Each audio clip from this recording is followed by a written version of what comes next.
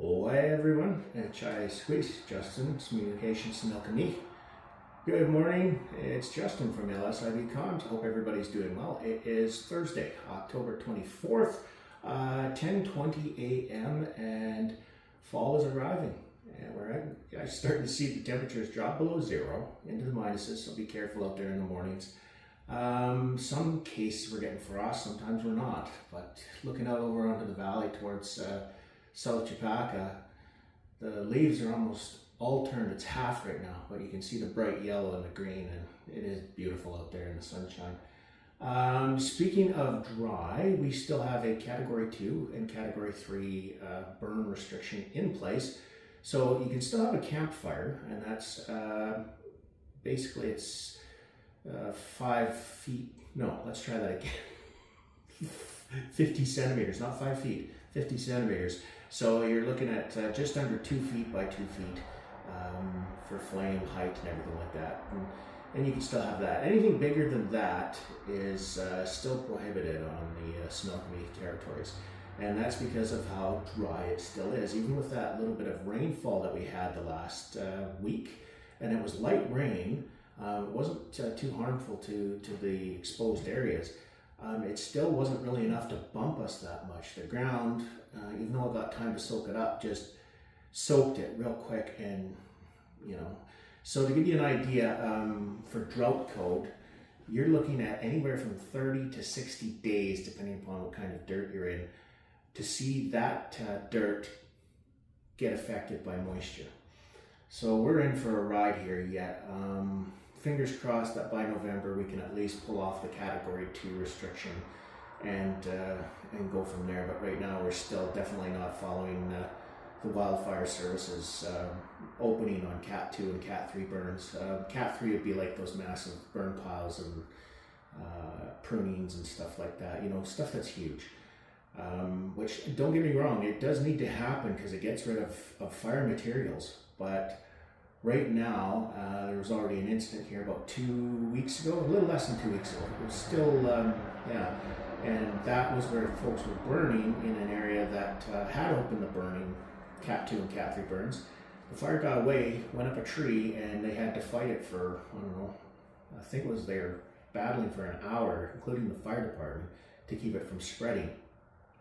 And even that local fire department said, wow, this is at 3 in the morning, so it's cold where they're at. I'll tell you right now, it's up into the hills, and it's west of us, and it still ended up getting away and starting to try and run at 3 in the morning. So yeah, Cat 2, Cat 3, still definitely not allowed in the Sň territories. Moving right along to the territories. So everybody's heard about the Palmer Lake purchase, Green Point. Now, there's been a lot of not some very kind discussion on it, but there's been a lot of great discussion on it.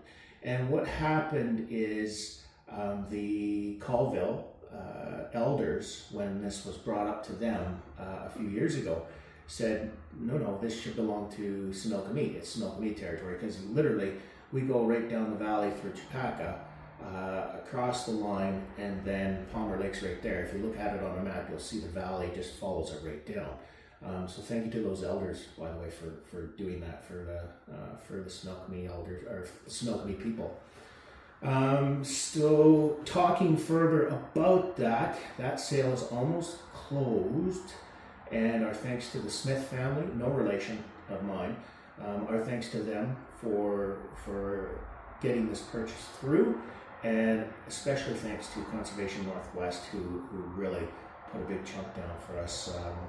Just literally, they're there to help us steward our traditional lands. Thank you so much, Conservation Northwest. Thank you, Smith family.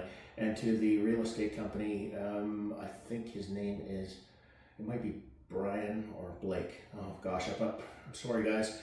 Thank you very much for doing the paperwork up on that as well. If you're wondering what the taxes are going to be like per year on that property, I believe it's less than $500 US a year for land taxes.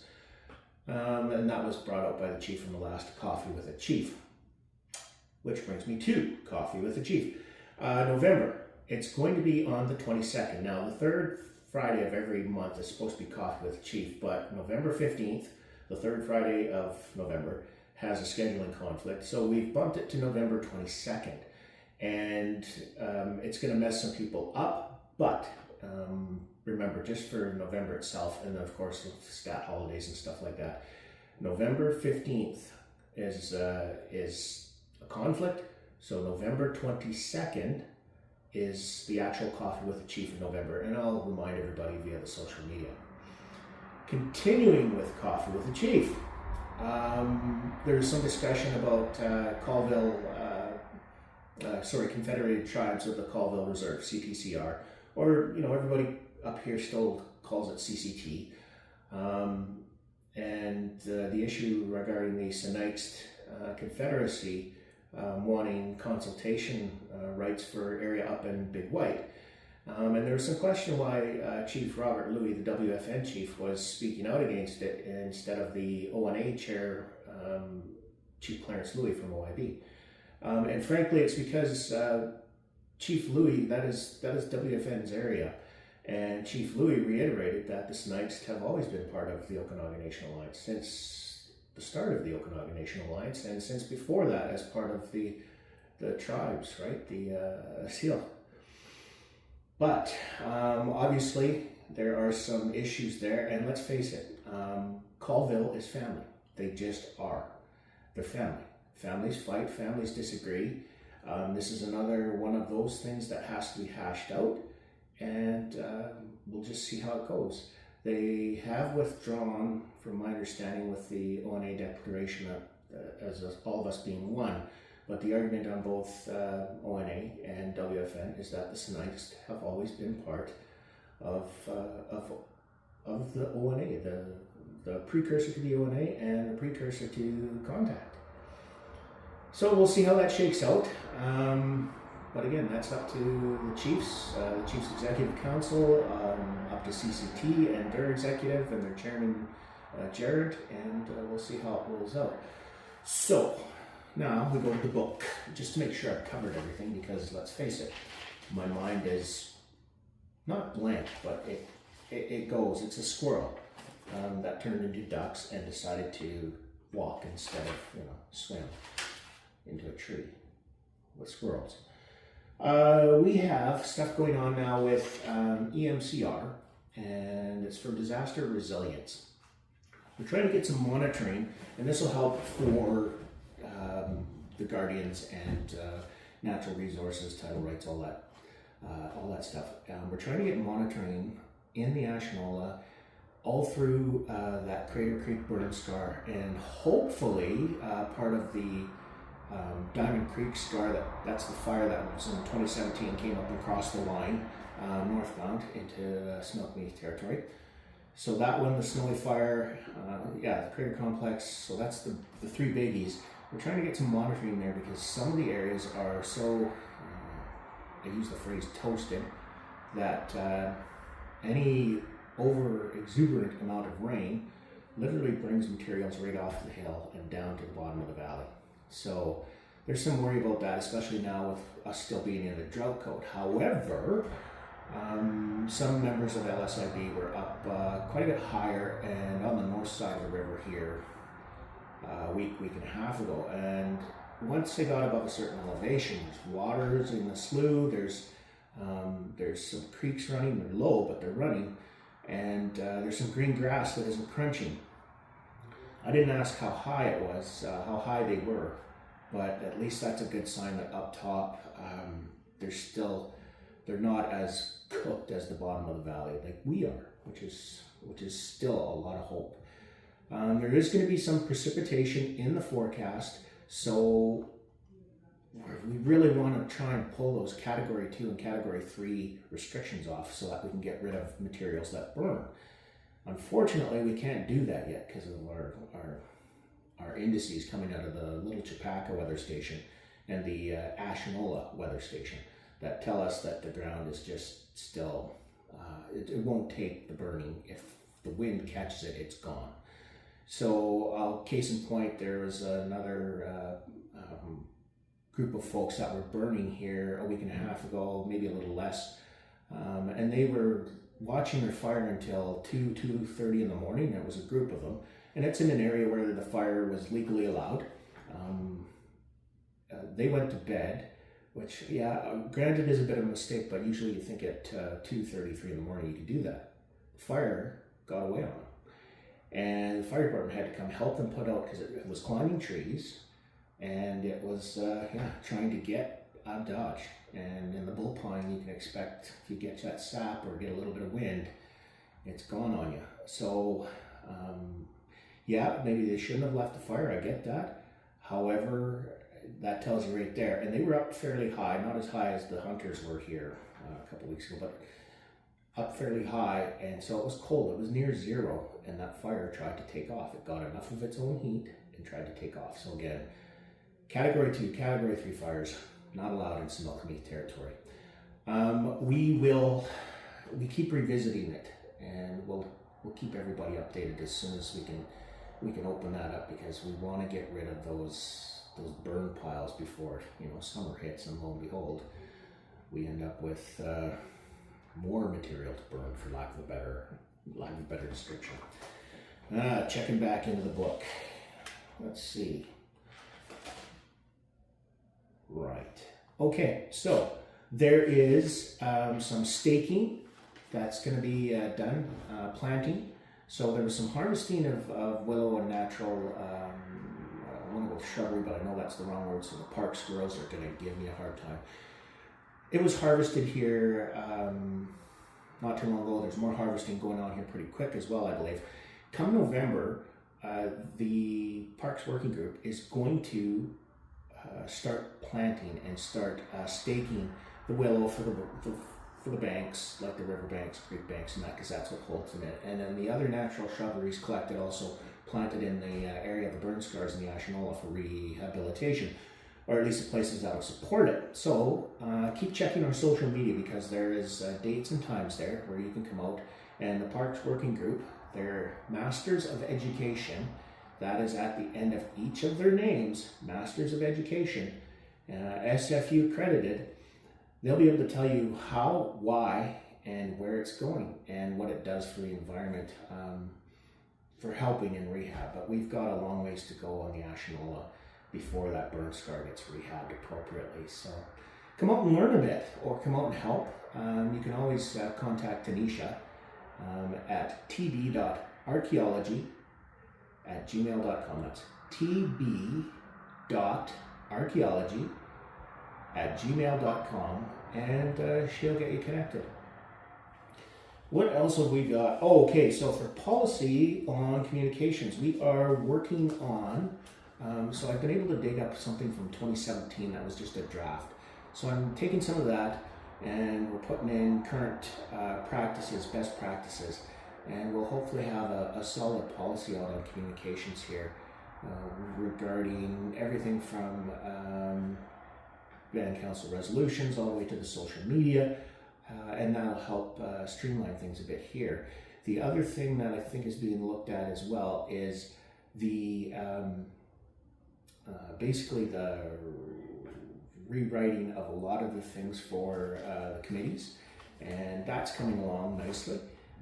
Because things have to evolve, they have to change to reflect that. The housing committee's already evolved and made some changes to make sure that the band and the membership are well represented. So yeah, we'll see that coming along too.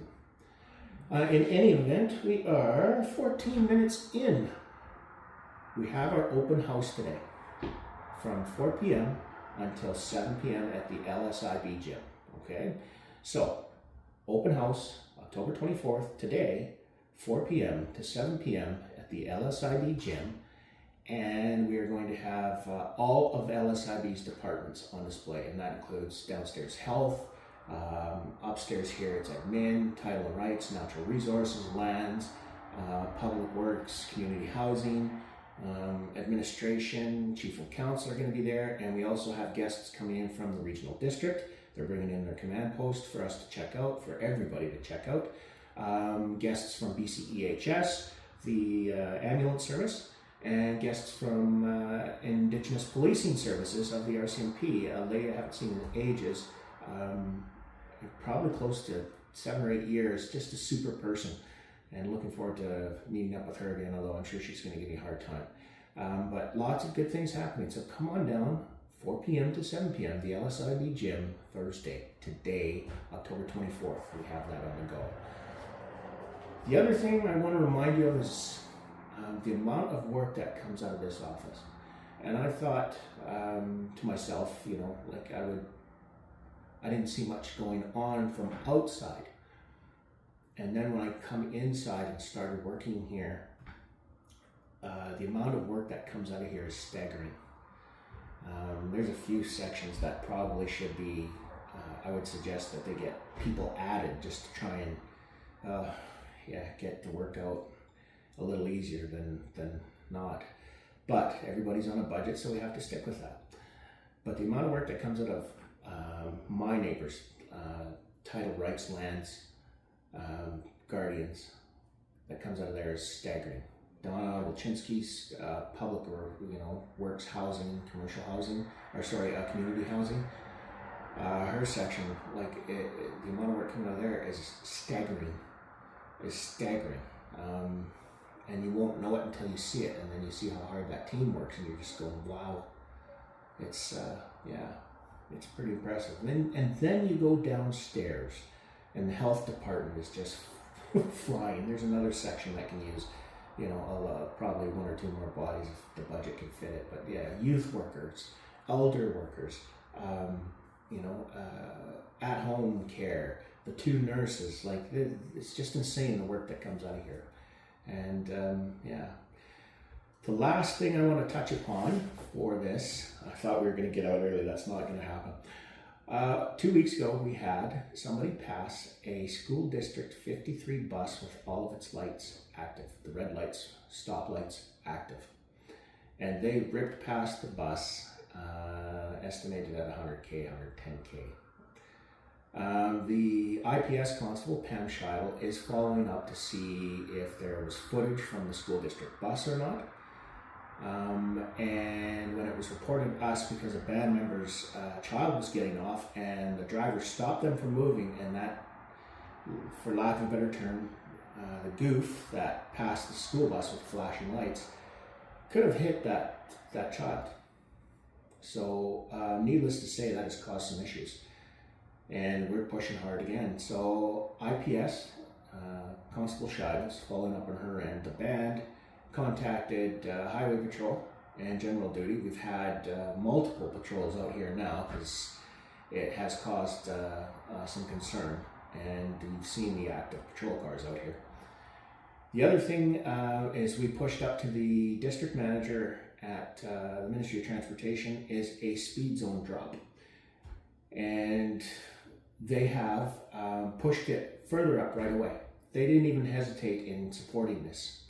No hesitation whatsoever. Pushed it right up their chain right away, saying, yeah, we support this. So LSIB is going to continue pushing on that to see if we can get it done sooner rather than later, especially because the new school will be opening, I think they had it as the 6th, January 6th. So all the kids and teachers' aides and everybody will be moving up across the road to the new school for the first week of January. That school is back in session. And so you can see that there's going to be a lot of traffic. I'm not entirely sure what's happening with all the portables and everything yet. We'll find out soon enough. But yeah, school opens up the first week of January. So good job to Public Works again, community housing and development and all that. Donna Wilczynski and her team, solid work. And Stuart and his team, solid work for getting that pushed through as well. And that takes us to 19 minutes. I'm sorry, folks. Hope your coffee's delicious. We'll see you this afternoon, 4 p.m. to 7 p.m., LSIB Gym, for the open house. Why?